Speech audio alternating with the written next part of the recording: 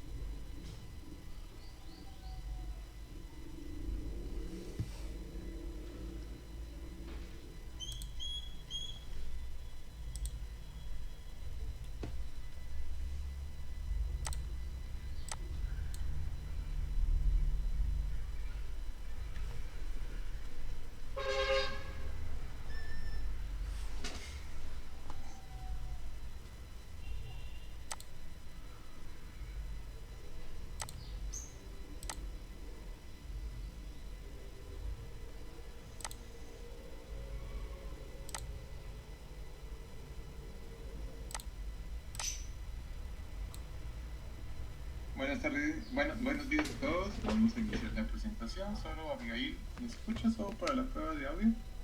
Sí, le escucho, doctor. Gracias. Pues hoy vamos a hablar del gasto cardíaco. Ya ahorita con este capítulo ensamblamos todas las partes que hemos estado estudiando por segmentos o por los capítulos que nos va guiando Newton.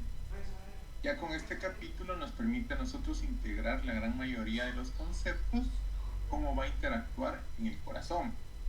Nos faltaría solo ver cómo se controla la presión arterial y cómo va a entrar los centros superiores y a nivel también de los vasoreceptores, si ustedes se recuerdan, cómo va a transmitir esta información y cómo va a adecuar la respuesta del sistema cardiovascular para regular la presión y también la distribución del flujo dentro de ciertos segmentos del cuerpo o órgano. Ahí va a intervenir un poco el riñón, va a tener un centro hormonal o va a tener una hormona o una sustancia vasoactiva, renina-angiotensina, que van a interactuar sobre él, que realmente pues esto al momento de nosotros analizar esa porción pues va la parte teórica que estamos viendo de cómo funciona un circuito pues va a cambiar mucho. Uno al principio va a pensar que pues, totalmente es un control totalmente externo o nada que ver con lo que acabamos de leer, ya que ahorita pues, nosotros estamos viendo el corazón, el sistema de tuberías como un circuito cerrado que entre ellos se va a autorregular, que sí tiene una parte de esta autorregulación, donde nosotros vemos la precarga y la poscarga, y donde vemos nosotros el diámetro o la vasoconstricción o vasodilatación que se dan. Esos cambios mecánicos que se van a dar en el circuito de la circulación, claro, va a haber una repercusión en la cantidad de sangre y en la frecuencia que puedan tener. Y de las presiones que vamos a manejar nosotros en las cámaras auriculares como ventriculares. Y esto con este capítulo 20, pues vamos a completar nosotros a ver esta dinámica. Y después el control neurohormonal, podríamos decir, o el control de la hipertensión, como lo plantea Newton, pues vamos a ver que el cerebro pues, va a hacer cambios o va a modificar todas estas respuestas. Entonces tenemos que entender primero el circuito sin intervención del cerebro y sin el riñón, para que nosotros podamos comprender dónde, ya cuando vayamos a ver qué hace la renina-angiotensina, pues no nos perdamos tanto de qué parte de este gran circuito de la circulación hace mella o interfiere, por decirlo de una manera. cómo va a intervenir. Entonces ya con el gasto cardíaco, pues nosotros sabemos que el corazón pues tiene la capacidad de bombear sangre a todo el cuerpo. Se dividen en dos sistemas, el sistema pulmonar o el sistema periférico, circulación menor, circulación mayor, y que el gasto cardíaco simplemente es la cantidad de sangre que bombea el corazón hacia la aorta en cada minuto. Vamos a ver que cuando nosotros completamos un ciclo, pues va a salir una proporción de sangre del corazón directamente al ventrículo izquierdo y derecho que se va a distribuir en el cuerpo. Y que, bueno, como es una medida de trabajo y de velocidad, pues le vamos a poner nosotros el tiempo, va a ser un minuto. Y en sí, el gasto cardíaco es la suma de los flujos sanguíneos en todos los tejidos. Entonces, donde hablamos de gasto cardíaco va a ser toda la sangre que está circulando en el cuerpo. Y si nosotros pensamos sangre que está circulando, entonces nosotros nos recordamos del concepto de flujo, y es el desplazamiento de un volumen en un segmento de la tubería, de los vasos sanguíneos, en un tiempo determinado. Entonces, por eso acá le ponemos entre la definición como cada minuto. Entonces ya estamos integrando los capítulos 14, 15 y 16. Este gasto cardíaco sabemos que va a estar determinado por el volumen de sangre que pueda llegar al corazón. Este corazón va a responder a este incremento de volumen con una distensión. Va a estirarse, va a agrandarse. Esa distensión va a provocar a su vez una activación del sistema de contracción del músculo cardíaco para que en respuesta se aproximen los filamentos de actina miocina y que se haga la contracción más fuerte. A mayor estiramiento, a mayor estímulo de expansión, mayor fuerza al bombear, o la contracción es un poquito más fuerte. Entonces, ese es el principio de la ley de Franklin, que es todo el volumen que pueda entrar, el corazón va a bombear, porque tiene la capacidad de responder. Dentro de este sistema nosotros sabemos que hay un sistema arterial y un sistema venoso. Que mira, decíamos nosotros que el sistema venoso va a funcionar como reservorio porque tiene más distensibilidad. Las arterias entonces pueden expandirse un poquito más y pueden contener cierto volumen de sangre. Y dentro de las arterias pues tiene una limitación de cuánto se pueden estirar, expandir, extensibilidad o capacitancia, que serían los dos conceptos, distensibilidad y capacitancia, pues va a ser reducida. Entonces tenemos estos dos sistemas, pero aquí ya les aparece a ustedes el concepto de retorno venoso. Lo hemos mencionado en los otros capítulos, pero pues nunca lo habíamos definido. Y pues sí mencionábamos que era como la sangre que va a regresar por el mismo nombre de retorno venoso, pero en este capítulo nosotros vamos a ver que va a tener una cierta interacción con la aurícula. ¿Cómo se va a comportar este retorno venoso? En la definición sencilla, pues es la cantidad de flujo de sanguíneo que vuelve desde las venas hacia la aurícula derecha por minuto. Entonces veamos que el flujo, pues va a haber el flujo arterial, llega a los capilares, se reduce ahí, se parte la velocidad y la fuerza, y vamos a tener una respuesta con las venas. Y como las venas pues pueden tener un reservorio y de acuerdo a la estimulación intrínseca de una vasoconstricción que sea no tan poderosa como las arterias, pero puede existir, y también con una disposición mecánica del cuerpo, pues puede crear un aumento de este retorno, puede aumentar las presiones internas y que realmente pues no necesita mucha fuerza ese conducto de venas, porque realmente las presiones no son elevadas. Entonces un poquito de fuerza que incremente o una leve contracción, pues puede haber un gran desplazamiento de volumen. Ya sabiendo esto, pues esto va a determinar el retorno venoso, la cantidad de sangre que me va a llegar a mí de este sistema venoso hacia la aurícula. Y directamente va a ser la aurícula derecha como punto de partida para controlar toda la respuesta. Y también recordemos que en la aurícula derecha pues encontramos nosotros el nódulo o el sistema que da el automismo al corazón en el estímulo. Entonces por eso tiene como una gran importancia sea esa parte de la aurícula que tenga cierta relación con el retorno venoso.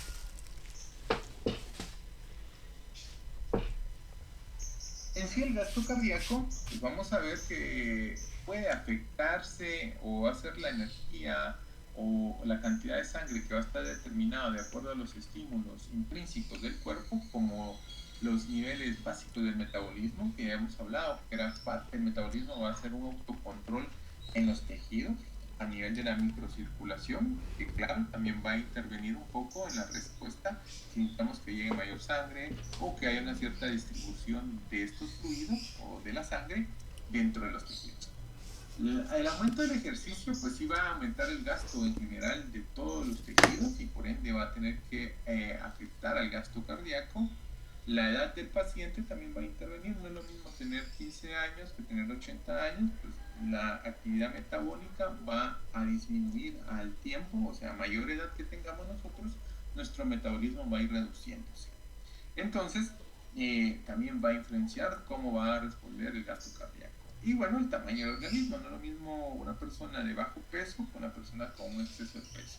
Van a tener mayor tejido que distribuir y aunque sea tejido graso, pues tienen que haber va a haber más conductos o más vasos sanguíneos dentro de ese tejido adiposo que quiera que no, va a contener sangre. El gasto en reposo, vamos a decir que alcanza 5.6 litros por minuto. Recordemos que estos son estándares y que de acuerdo a alguien de 1,60 a 1,90 y con un peso, diferencia de pesos de 60 a 80 kilogramos, pues estos rangos van a modificarse. El índice cardíaco es el gasto cardíaco por metro cuadrado de superficie corporal, o sea, es cuánta energía va a usar los tejidos o cómo voy a poder distribuir yo la sangre entre los tejidos que yo irrigo. Esto es lo que indica el índice cardíaco. Y como el corazón irriga todo el cuerpo, pues hablamos de superficie cuadrada total. Otro concepto que ya mencionamos, el gasto cardíaco está controlado por el retorno venoso. Entonces, el gasto cardíaco pues, es la sangre que vamos a expulsar nosotros al momento al final de la sístole. Y bueno, para que nosotros expulsemos sangre, pues tiene que regresar a un tipo de sangre. Tiene que regresar la sangre nuevamente al corazón. Y esto pues va a ser dado por el retorno venoso, como lo estamos viendo. Entonces, ¿qué va a influenciar el gasto cardíaco directamente? Influenciar al retorno venoso, pues va a ser qué tanta sangre yo expulso, que va a estar determinada por la ley de Frank-Starling del corazón, y que también, pues, algo que nos va a aumentar a nosotros, qué tanta sangre vamos a expulsar, el aumento de sí de la frecuencia, vamos a aumentar nosotros el número de contracciones, pues en un dado momento podemos aumentar nosotros el volumen circulante del cuerpo al momento de incrementar la frecuencia. Esto va a tener ciertas repercusiones al retorno venoso porque vamos a estar dando un ciclo mayor y si en dado momento vamos regulando las cantidades, pues el sistema venoso va a tener una recolección de sangre.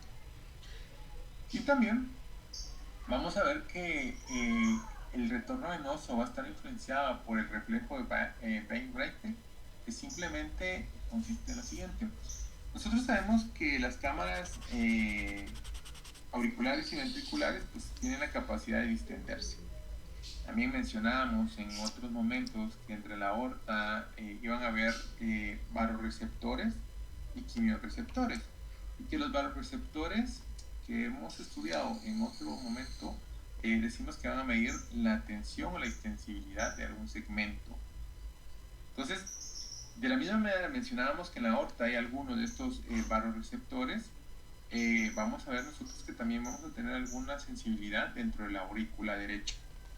Y entonces, si la aurícula derecha se distiende, pues esto va a mandar una señal nerviosa, el sensor lo va a reconocer y que va a mandar una señal nerviosa al cerebro, a los sistemas superiores.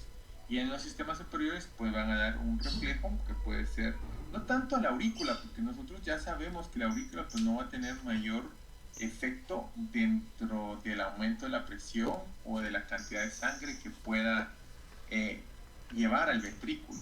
Simplemente pues sabemos que al momento que se contracciona, como una aurícula, como una válvula cebadora, pues da un 25%, el 25% de lo que vamos a mandar nosotros del gasto cardíaco. Entonces ahí no va a influenciar mucho la aurícula, pero sí va a influenciar al momento que se distiende, manda la señal al cerebro, ahorita hablemos sobre el cerebro, y el cerebro va a hacer una modificación dentro de los vasos sanguíneos.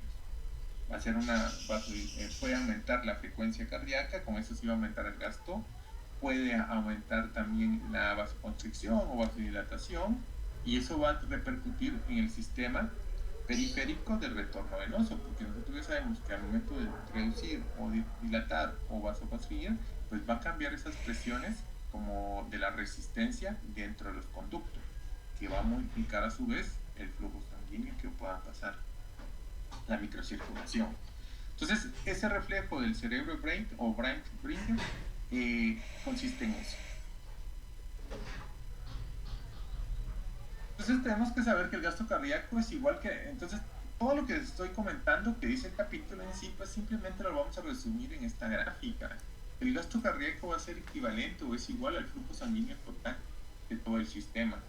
Y cuando nosotros hablamos de flujo sanguíneo total, pues va a ser el flujo que va a estar en el sistema arterial y vamos a ver también nosotros el sistema venoso. Entonces, los elementos más importantes para esto, vamos a ver que el corazón izquierdo pues va a bombear y que va a dar el gran porcentaje de la fuerza al momento que vamos a distribuir nosotros desde el punto de vista sistémico a la periferia. Y claro, donde va a llenarse este sistema, pues que va a retornar todo lo sistémico de la sangre que está mandando el corazón izquierdo, pues va a ser en el corazón derecho. Entonces por eso aquí en su gráfica les ponen ellos gasto cardíaco total, les pintan el ventrículo izquierdo y bueno, luego de esto pues el corazón derecho es donde va a regresar. Y el corazón derecho pues recordemos que la aurícula al ventrículo, el ventrículo derecho tira la sangre al pulmón para ser oxigenada y esa sangre pues retorna, ya oxigenada, retorna hacia el ventrículo aurícula izquierda al ventrículo izquierdo. Y aquí están los porcentajes. Pues al final, pues ya aquí el capítulo les dice a ustedes, pues ya no vamos a hablar de flujo o segmento, vamos ni tanto de gasto cardíaco, podemos decir simplemente el índice cardíaco, que son litros, minutos por metro, que va a ser la distribución de toda la sangre dentro del tejido, que a su vez es proporcionalmente al gasto cardíaco, litros y minutos. Y que bueno, lo que tenemos que saber que nosotros aprendimos que en la microcirculación pues va a estar regulada por la demanda de los tejidos. Ya en las metaarteriolas y las arteriolas pues pueden crear una vasoconstricción o vasodilatación que nos permita el flujo de sangre dentro de los capilares para el intercambio de estos nutrientes. Entonces, muy importante para nosotros para el control de la microcirculación, la teoría del oxígeno, que habíamos hablado el día martes, si no estoy mal, o en los días anteriores. La teoría del oxígeno pues dice que de acuerdo a la necesidad de oxígeno va a ser un elemento muy importante que va a generar una vasodilatación refleja al sistema de la microcirculación. Entonces veamos que simplemente pues si el trabajo cardíaco donde hacemos nada de actividad pues va a mantener un reposo. Vamos a poner que eran 5.3 litros minutos. Vamos aumentando nosotros el trabajo en general o el ejercicio en nosotros y vamos en la actividad física, pues este trabajo cardíaco va a ir aumentando. Y si aumenta, pues nosotros sabemos que va a haber un consumo de energía, va a haber una producción de CO2 y va a haber un consumo de oxígeno para producir energía. Entonces, en ese proceso tenemos que aumentar nosotros la distribución o la cantidad de sangre o la cantidad de flujo sanguíneo que llega a nuestros tejidos, que es proporcionalmente a lo que referimos nosotros como gasto cardíaco. Porque decíamos acá que gasto cardíaco es igual a flujo sanguíneo tisular. Estamos hablando de tisular tejidos, vamos a decir. Tisular tejidos. Entonces, simplemente pues en esta gráfica nos dice lo siguiente: si nosotros aumentamos el trabajo, pues vamos a ver un consumo de oxígeno. y va a ir acompañado con un aumento del gasto cardíaco e índice cardíaco. Gasto cardíaco, la cantidad de líquido, la cantidad de sangre que va a llegar a los tejidos, índice cardíaco, cómo se va a distribuir este flujo sanguíneo dentro del tejido que está utilizando para el movimiento. Entonces, lo vemos acá, que aumenta. Dentro de ese principio, pues vamos a recordar la ley de Ohm y vamos a darnos cuenta que el gasto cardíaco, como es la sumatoria de todas las resistencias o todos los conductos de las arterias, y van a tener una resistencia intrínseca cada uno. Entonces vamos a dar cuenta que el gasto cardíaco es igual a la presión arterial total partido la resistencia periférica total de todo el sistema. Y con esto vamos a determinar nosotros el flujo dentro del sistema. Recordemos que la ley de hoy nos permitía ver a nosotros cuánto flujo sanguíneo hay en un segmento. Se recuerdan que partíamos nosotros la arteria en un segmento y poníamos inicio y final. Bueno, de la misma manera, pues aquí no vamos a partir esto y vemos un inicio al momento que sale en la aorta y un momento donde regresa con la vena cava a la aurícula derecha. Entonces, por eso es resistencia total periférica. Entonces, eso vamos a tomar como esto. Claro que para sacarlo, pues es la sumatoria de todas esas pequeñas resistencias y que nos va a dar un total. Dentro de esto, pues vamos a ver nosotros que la presión arterial o el gasto cardíaco, aquí la ecuación, la gráfica les pone que está en porcentaje, solo es para un valor de referencia. Entonces tenemos que el 100%, pues todo vamos a encontrarnos en esta línea. Entonces, si nosotros tenemos una presión arterial o un gasto cardíaco que está alrededor del 100%, está marcada por esta línea, la resistencia periférica normal en un porcentaje, si va aumentando, pues no tendría por qué modificar tanto, si vamos a mantenerlo nosotros en una constante. ¿Por qué? Porque hay un principio de autorregulación que habíamos visto anteriormente, que las ciertas modificaciones del flujo, pues queremos nosotros mantener una irrigación constante y que el sistema pues está diseñado para mantener la homeostasis. Entonces siempre va a buscar el principio del sistema, la homeostasis, entonces va a querer mantenerse constante. Pero hay situaciones patológicas que les mencionan aquí en el libro que pueden haber un cambio de esto.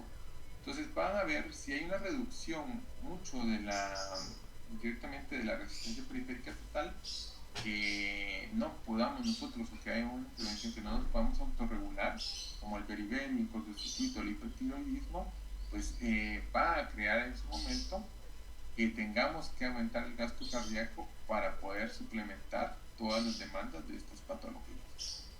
Y de la misma manera, pues hay otras en la cual vamos a ver que vamos a cambiar la distribución de la sangre, como que perdamos nosotros algunos miembros, pues ya el espacio físico va a ser menor, y también aunque la resistencia periférica se mantenga en un porcentaje elevado, pues vamos a tener la tendencia a una reducción del gasto cardíaco de las porciones. Pero como nosotros en este momento pues no estamos aprendiendo tanto enfermedades, porque estamos dando lo fisiológico, ya en su momento ustedes estudiarán el comportamiento de cada enfermedad dentro del sistema circulatorio. Entonces, lo que sabemos es que en sí el gasto cardíaco pues, va a intentar mantener una constante general. Y claro, va a haber situaciones en las cuales puede haber una modificación del gasto cardíaco y que vamos a ver más adelante cómo va a ocurrir. Otro concepto que hemos hablado era la precarga. La precarga decíamos que es la fuerza que genera el músculo al momento de la contracción. Entonces, nosotros sabemos que al momento de generar una contracción se va a generar una fuerza. Y esta fuerza nosotros la vamos a evidenciar como una presión. Y cuando hemos hablado de aurículas y ventrículos, pues hablamos que hay una presión interna. El punto límite de la presión que nos permite a nosotros configurar como la presión máxima que va a llegar, pues va a ser las válvulas las válvulas semilunares. Recordemos que en el ventrículo, pues vamos a tener nosotros izquierdo, pues vamos a decir nosotros que era 120 como la la presión máxima que va a contener el ventrículo antes que se pueda destapar la válvula seminórica o se venza la válvula en el ventrículo izquierdo. Entonces, la precarga, pues nosotros entendemos que va a generar una fuerza al momento que inicia la contracción, que nosotros la evidenciamos como una manifestación de presión. ¿Por qué la vamos a ver como presión? Porque tenemos la capacidad de que en un momento del ciclo cardíaco, pues no haya un intercambio de flujo sanguíneo. Y entonces solo hay un incremento de presión, lo que hablábamos nosotros de algo isovolumétrico. Bueno, entonces va a haber un aumento de la presión, sino un cambio de volumen. De la misma manera, en la aurícula vamos a tener una precarga. Ustedes recuerdan que la aurícula pues va a hacer una contracción o va a iniciar una contracción en el paso donde hay el llenado rápido del ventrículo, donde hablamos nosotros llenado rápido del ventrículo, decíamos nosotros que pasa la sangre, que viene el retorno venoso y pasa directamente.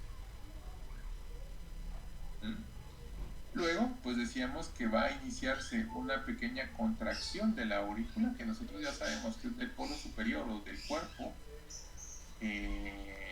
del corazón, que va del cuerpo al ápex, o de la base al ápex, o de la base a la punta, en la distribución directamente del nodo sinusal y de la sinusal y las fibras de Purkinje. Entonces va a haber una contracción de la aurícula que se va iniciando. Ese inicio de la contracción de la aurícula pues también va a generar un leve incremento de la presión y vamos a tener un punto máximo de presión dentro de la aurícula cuando ésta termine de hacer la contracción y que mande ese 25% de volumen sanguíneo al ventrículo y se cierre las válvulas atrioventriculares. Entonces, ahí ya tenemos el sonido del primer y segundo ruido iniciándose. Pasa y se cierra y a la contracción. Entonces ahí tenemos una máxima precarga dentro de la aurícula. Y ahorita pues el capítulo de retorno venoso de lo que estamos hablando tenemos que ver la relación de esa presión ventricular o esa precarga que tenemos ahí. Y entonces les menciono el concepto nuevamente de precarga porque es donde va a aparecer esta presión auricular derecha.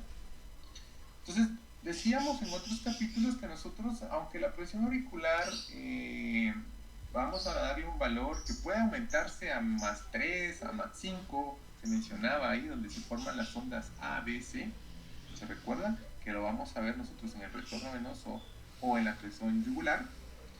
Pues el A, B, C pues va a generar este incremento de presión y decíamos nosotros por definición que va a ser negativa o va a ser cero.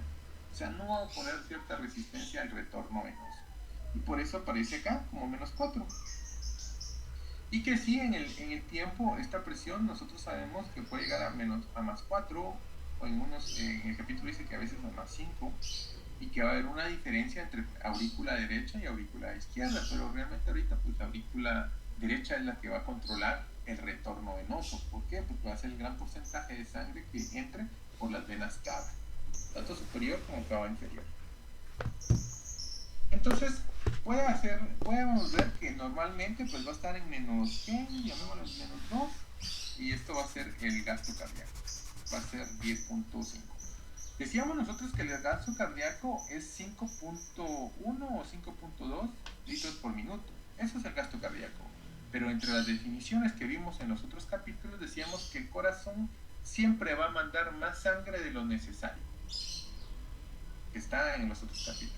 Y aquí en este capítulo 20 les recuerda nuevamente a ustedes y les dicen, como ustedes saben que el corazón manda más sangre que la necesita, pues ustedes se dan cuenta que en esta gráfica pues va a haber 2.5% más o 2.5 veces más, creen, es decir, 2.5 más veces del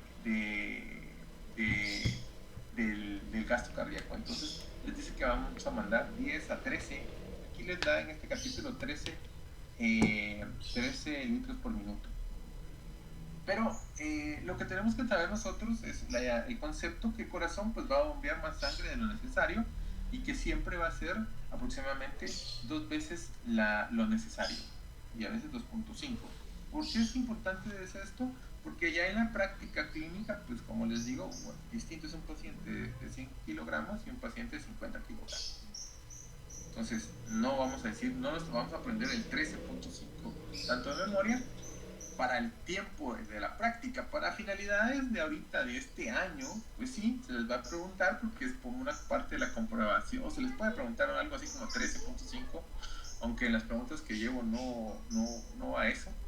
Pero sí necesitamos saber un valor de base para que ustedes tengan la capacidad de hacer el análisis más adelante en su carrera. Entonces, por eso hay algunas preguntas que yo les hago de porciones, de proporciones, porque sí les va a hacer que tienen que saber eso para poder analizar más adelante. Porque si ustedes llegan y no saben que el gasto cardíaco es 2 veces más, van a creer que siempre van a vivir al límite el corazón, y eso les va a cambiar la perspectiva en un caso determinado. Entonces, aquí también les hablan de la hipereficacia o hipoeficacia. Veamos que si hay una hipereficacia, pues va a haber un incremento. Eso quiere decir que es muy bueno el corazón para bombear sangre y para generar un buen retorno venoso y que este llegue sin ningún problema a la aurícula y que se dé el ciclo cardíaco perfectamente. Entonces, si es muy hipereficaz, pues vamos a obtener la capacidad de mandar más gasto cardíaco. Si en algún momento el corazón es malo o hay algo que impida el retorno venoso y que no llegue suficiente retorno venoso que va a condicionar al gasto cardíaco, pues vamos a ver que va a ser un corazón hipoeficaz y que pueden pasar estos cambios de flujo.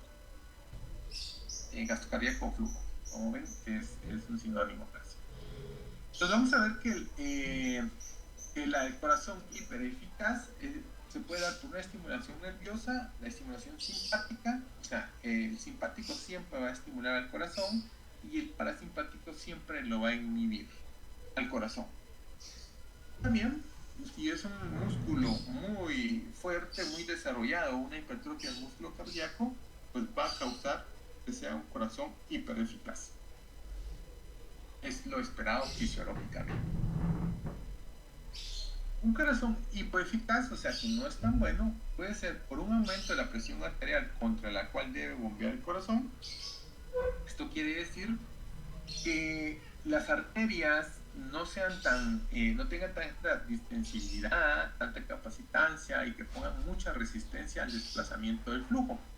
Lo que es resistencia, la resistencia al movimiento. Entonces no va a ser el gasto cardíaco no va a ser tan fácil que lo produzca el corazón, o sea, genera una fuerza, supongamos, llamémosle así, una fuerza de 5 kilogramos el corazón, y que la resistencia nos da una fuerza de 8 kilogramos. Entonces el corazón va a empujar un poco de sangre, pero no tanto como debería. Y entonces esto lo va a repercutir en nosotros en un retorno venoso ineficaz, porque no va a haber mucha sangre tampoco de dónde jalar. Y eso va a hacer que el corazón pues al final no bombee suficiente sangre. Una inhibición de la excitación nerviosa al corazón, entonces no hay una estimulación de la frecuencia cardíaca por el sistema simpático y por ende pues no vamos a aumentar nosotros el número de contracciones dentro de un tiempo determinado. Y entonces va a reducir también el volumen que pueda llegar al sistema venoso o en sí al sistema arterial. Factores patológicos que provocan alteración del ritmo cardíaco, muchas enfermedades que van a afectar al nodo sinusal, bloqueo de una arteria coronaria, o sea, donde hay un infarto, es esto, un bloqueo de una arteria coronaria, entonces no le va a llegar oxígeno al músculo cardíaco. Entonces, si al músculo cardíaco no le llega oxígeno, pues no va a tener energía para trabajar de una correcta manera. Y a eso hace referencia el infarto. Cardiopatías valvulares, si realmente no podemos nosotros aumentar la presión tanto hasta 120 milímetros de mercurio en el ventrículo, en la aurícula y en el ventrículo izquierdo, pues no vamos a generar suficiente fuerza para desplazar el volumen sanguíneo, el flujo, o dar mandante flujo. Entonces, como está permeable, porque está insuficiente la válvula, entonces las presiones van a bajar. Y entonces esa presión va a desplazar menos flujo sanguíneo. Algo congénito, pues los problemas cardíacos que puedan tener, o hipoxia cardíaca, o sea que no le llegue suficiente oxígeno al corazón por distintas patologías.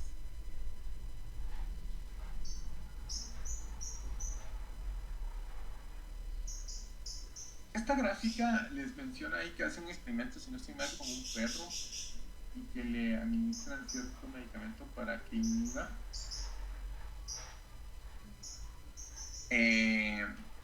la respuesta de la microcirculación, que va a estar regulada por el sistema simpático y parasimpático.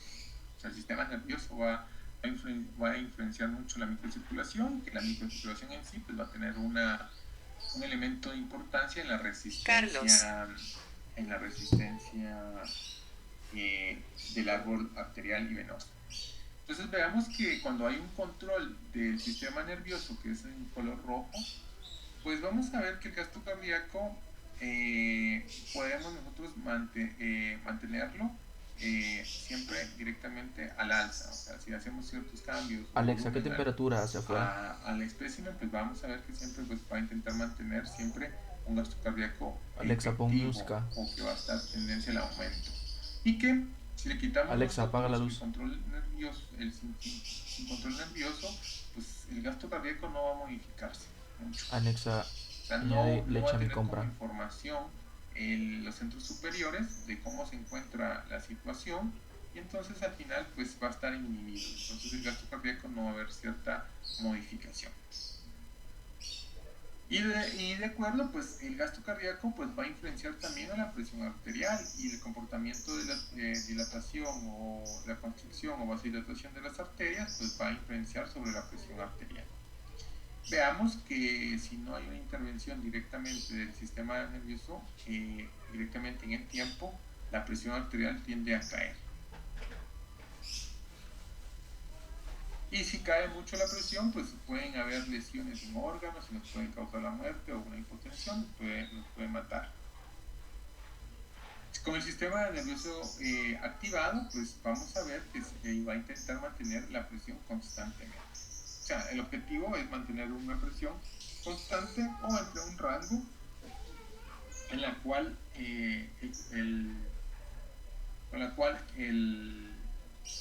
el cuerpo pues asegure que todo camine de mejor manera.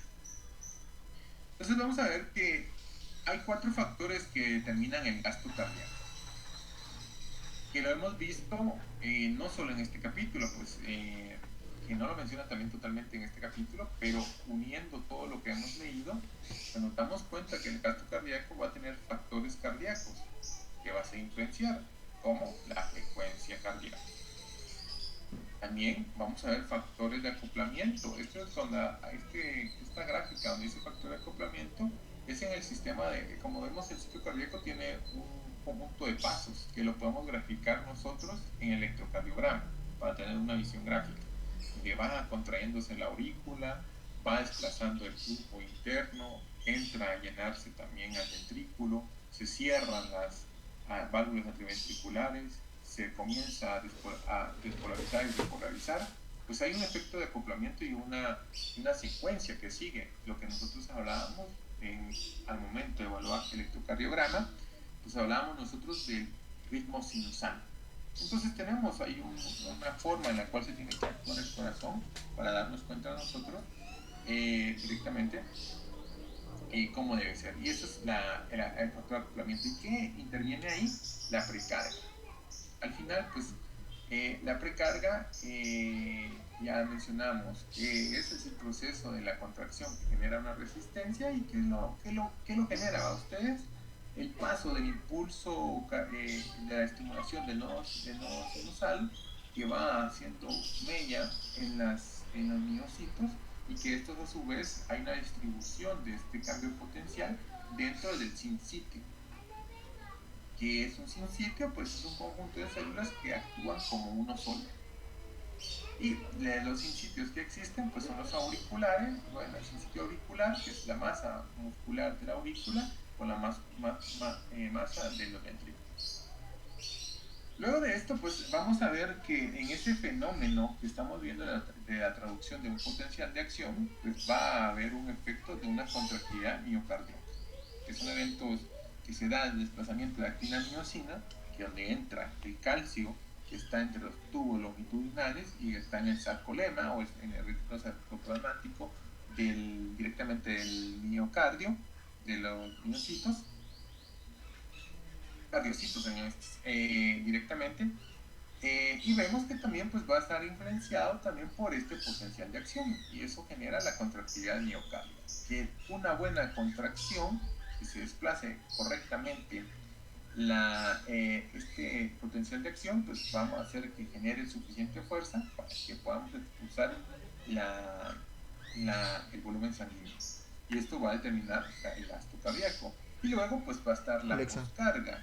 Y que la postcarga vamos a definirla nuevamente, pues simplemente es la resistencia o la fuerza, pero el concepto de postcarga es la fuerza que tiene que generar el corazón para poder desplazar el volumen sanguíneo.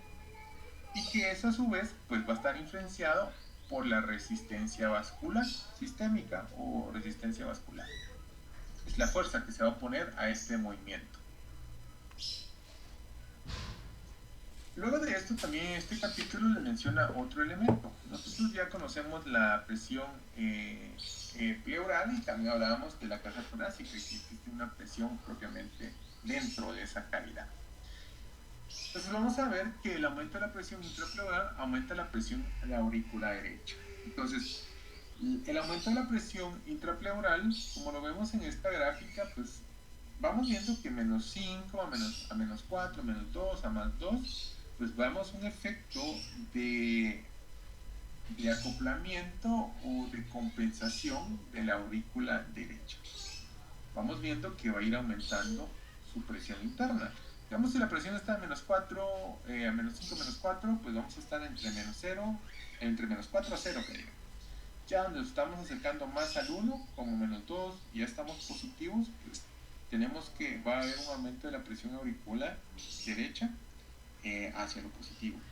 Y entonces, cuando está en este rango, nosotros sabemos que el retorno venoso pues no va a tener de problemas en regresar. Ya arriba hay 4 o 8, pues nos damos cuenta que, bueno, esto ya le debe costar un poco al retorno venoso aumentar, o sea, llegar. Entonces, ¿qué respuesta va a tener el cuerpo? Pues tiene que aumentar la presión del sistema, el sistema de conductos, que son venas y arterias.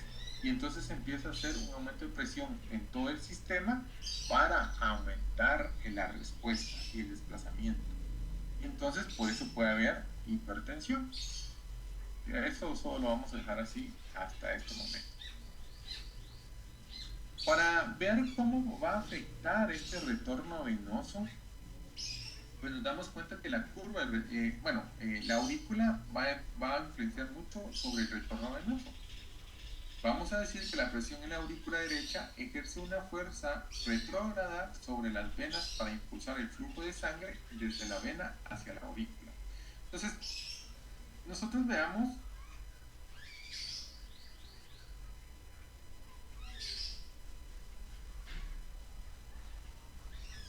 que viene acá la sangre y aquí ya no es 0.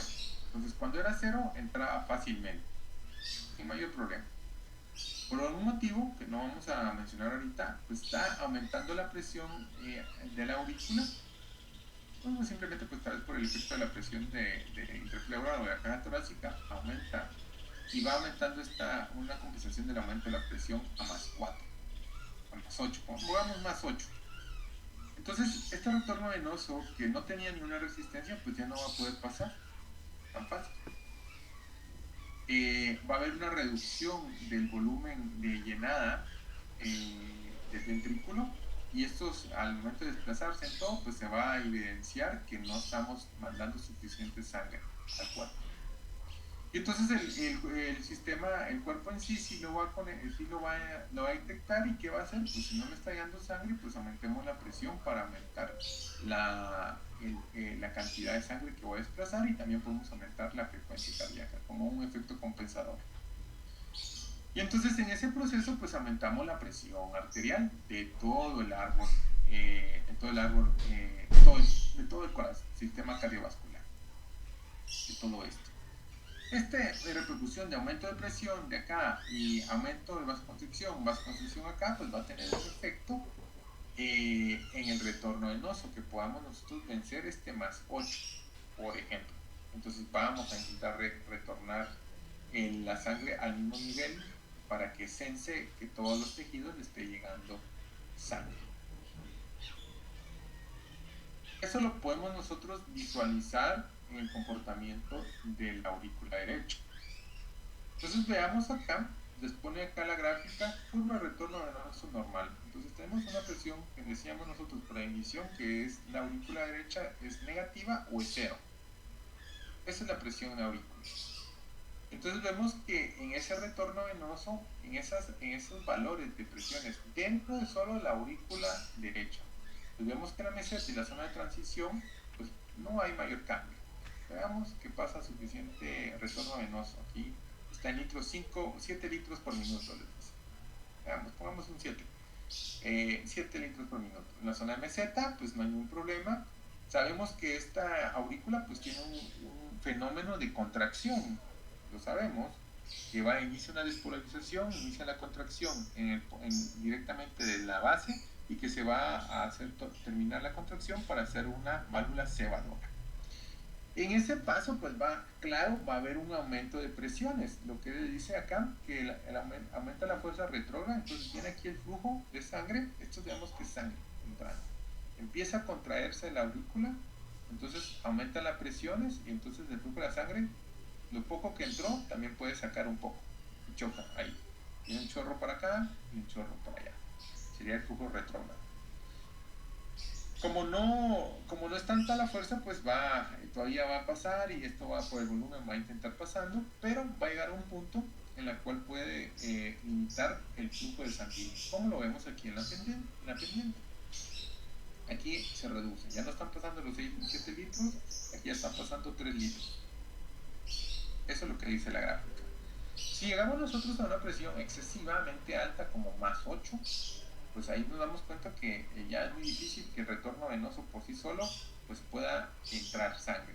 Entonces se estanca el sistema. No va a haber mucho movimiento de sangre dentro del corazón. Pero esto no es que se tape como una calle y que no entre nada, ¿va?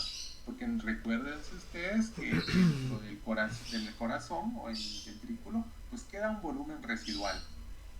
Entonces ya hay un poco de sangre ahí. Y como la fuerza va aumentando, pues va a llegar otro poco de sangre y que va a poder bombear. O sea, no es que se quede totalmente seco la bomba del corazón. Y que también, ¿por qué no pasa eso? Que se quede seco o que no entre nada de sangre. Porque nosotros por definición sabemos que el corazón bombea 2.5 más de lo necesario. Eso le asegura al corazón que si tiene algún problema en el sistema de las tuberías, pues siempre va a tener sangre para dar el siguiente paso, mandar otro cargamento.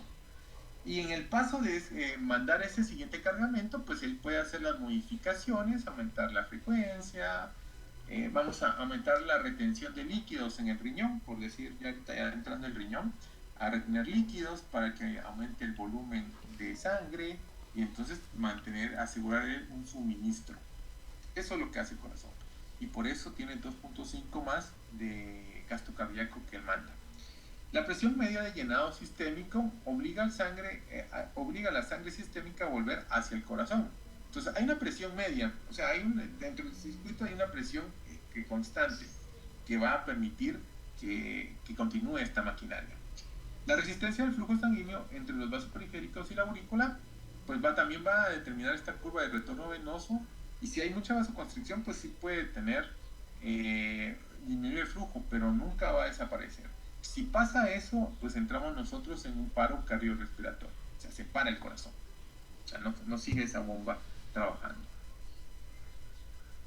Para entender esta situación, pues vamos a ver esta fórmula, que simplemente es una fórmula que ya estudiamos en los principios físicos de la circulación, y veamos que aquí el retorno venoso nos dice que es igual a la presión venosa menos la presión de la aurícula derecha, pero el fenómeno que vamos a analizar nosotros es, como ven, el sistema venoso y la aurícula derecha. Entonces por eso hacemos esa diferenciación. Y bueno, la resistencia venosa total, y eso va a determinar qué tanta sangre pueda llegar desde el punto de vista matemático. Entonces ahí ya tienen ustedes la parte teórica que estoy intentando yo desarrollar y explicar en palabras, pero matemáticamente, pues si no me entendieron, pues ahí está la definición matemática. y analizan cada una de las dimensionales, de las variables, y analizan de dónde viene, pues también les ayuda a comprender a ustedes cómo va a funcionar este retorno venoso. Y entra aquí la presión de la aurícula derecha, que es ese menos 8, menos 4, 0, más 4 a más 8, que sería la gráfica anterior. Disminuye la función de la bomba cardíaca y aumenta la presión de la aurícula derecha. Bueno, aquí el retorno, cuando hay una disminución de la función de la bomba cardíaca, puede haber un aumento en la presión de la aurícula derecha, en finalidad de crear un estímulo para crear una adaptación a este retorno venoso. También cuando nosotros veamos esto, tienen que saber ustedes que en la sangre pues está dando su ciclo, está girando, nunca se detiene, porque si se detiene fallecemos. Entonces siempre el corazón va a mantener esta circulación. Y bueno, aquí hay otra gráfica que habla cuando hay una parada. Solo vamos a mencionar, solo vamos a ver esto y para eso lo analizamos más en la práctica de RCP, que bueno, la discusión de RCP que vamos a tener, más que práctica, porque no tenemos todavía la autorización. El estado de control, veamos acá, vean cómo lo pueden simplificar. Aquí está simplificado, tenemos el corazón y las arterias y las venas. Cada uno tiene su conducto que va a tener un flujo de sangre. Por definición nosotros sabemos que son 5 litros por minuto, y 5 litros por minuto es lo que va a circular en todo esto. Pero nosotros, como ya hemos estudiado, sabemos que aquí puede haber son reservorios y puede haber un poquito más de sangre. Pero el flujo que va a estar en movimiento constante, pues van a ser 5 litros minuto en este paciente. Si tenemos nosotros el inicio de una parada cardíaca, pues se deja de bombear la sangre. El sistema arterial depende mucho de que los ventrículos bombeen sangre para poder desplazar sangre entre los segmentos, entre el conducto. Entonces, si yo paro el corazón, pues no vamos a tener la capacidad de desplazar el sangre, que digamos. Entonces se queda sin sangre. Claro que aquí puede haber un poco, ustedes saben que aquí se borra como que no hay sangre, para que ustedes lo entiendan esquemáticamente, pero uno sabe que aquí hay segmentos que va a haber sangre, porque es un segmento cerrado, ¿va? Entonces aquí hay sangre, pero ya no hay suficiente fuerza o no hay fuerza para que se desplace el flujo sanguíneo. Eso es lo que quiere decir este corte. Porque aquí no hay hemorragia, aquí simplemente se paró el corazón. Entonces sangre está aquí, pero no hay fuerza para generar este impulso. Entonces el que se va a detener directamente pues va a ser la parte arterial, sus funciones. Pero dentro sabemos que cuando para acá, pues la fuerza sigue un movimiento cinético para acá. Y que esto va a empujar, aunque pare el corazón, pues todavía van a ser las arterias su vasoconstricción y el movimiento, y como es una fuerza cinética o es una fuerza de movimiento, pues va a continuar este movimiento. Lo que va a hacer que parte de las venas pues llegue un mayor contenido de sangre dentro del sistema venoso. Entonces aquí hay un estado estacionario, ya hay poco fluido acá porque ya no metimos más sangre, pero aquí quedó todavía un poco de fluido, pero lo dibujan de esta manera pequeña porque se dan cuenta ustedes que el volumen que estaba acá pues fue desplazado por efecto del movimiento hacia el sistema venoso. Y en el sistema venoso pues tenemos aquí un dibujo más grueso, que tenemos más sangre. Recordemos que pues como les mencionábamos, el corazón tiene aquí sangre, y que el retorno venoso igual va a llegar, va a intentar. Y todavía pues vamos a ver nosotros que aquí va a haber ciertas contracciones, y que una pequeña contracción puede haber un cambio de grandes volúmenes de flujo. Entonces va a hacer que entre un poco de sangre al corazón. Si ya no hay estímulo, pues ya el movimiento del circuito se queda ahí trabado.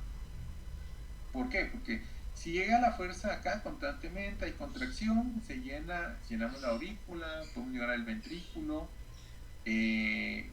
pero ya no tenemos forma nosotros de abrir las válvulas. semilunares. Entonces ya no vamos a seguir por esta ruta. Entonces automáticamente pues ahí ya se paró todo. El movimiento que se inició acá pues termina acá. Entonces aquí les pone inicia la reanimación cardíaca.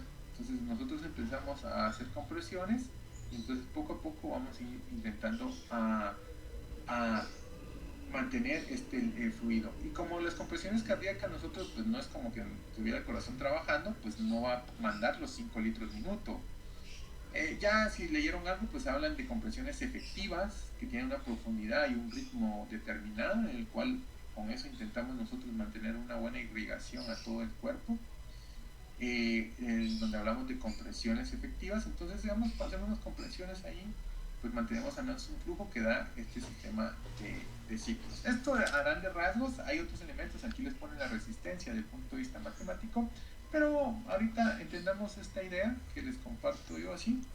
Ya cuando veamos la reanimación, pues podemos ver algunas otras manifestaciones o dudas que puedan tener. Bueno, con esto terminamos oficialmente ya los capítulos que vamos a leer. La próxima semana tenemos la clase donde vamos a discutir RCP y pues claro, RCP tienen que saber todo lo que hemos estudiado. ¿Con quién hablo, disculpe? Porque es lo que estamos en el RCP, es algo que vamos a hacer, integra todos los principios. Ahorita en la clase pues intenté hacer yo las uniones con los conceptos para que ustedes se recuerden o vean, bueno, sí tiene razón, o bueno, esto no lo había visto así, apuntaron y lo vuelven a leer para que vayan comprendiendo cómo actúa el corazón como un sistema hidráulico. Ahorita así lo vamos a dejar. Luego pues va a entrar el sistema hormonal en respuesta junto con el riñón, donde vamos a ver que hay otros elementos que van a modificar lo que aprendimos en este bimestre. ¿Dudas o preguntas?